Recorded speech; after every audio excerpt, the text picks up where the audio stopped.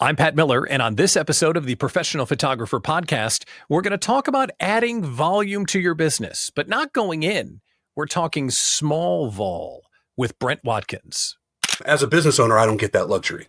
I get to sell things to my clients to improve their lives. I don't get to give things to my clients to improve their lives because I also have to improve the lives of my children, my employees, and everyone else at the studio. Yeah. Is that the But difference? it's being a business owner, which is not the sexy part of being a photographer. Everybody's like, ooh, I'm a photographer. You get to spend your life living behind a camera.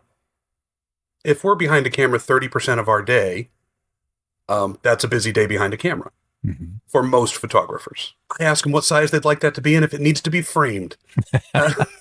Would you like fries with that? Is the correct response.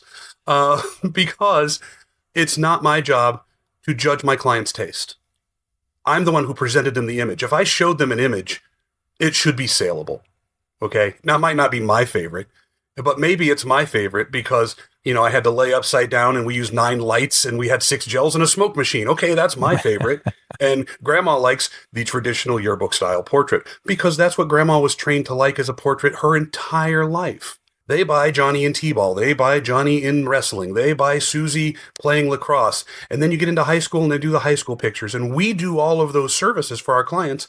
Of course, you can come to the studio and spend $3,500 on a portrait package.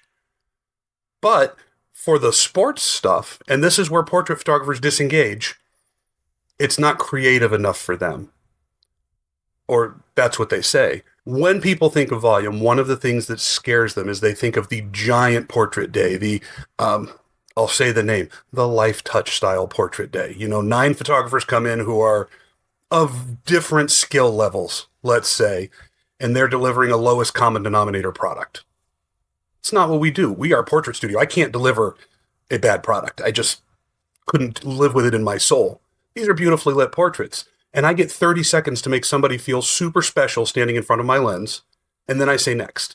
And I do it again and again and again. Because my high school students, or all of my sports kids, we're photographing them from the time they're T-ball age. So let's say kindergarten, 5 years old, to the time they're 18 and we photograph their graduation at their high school.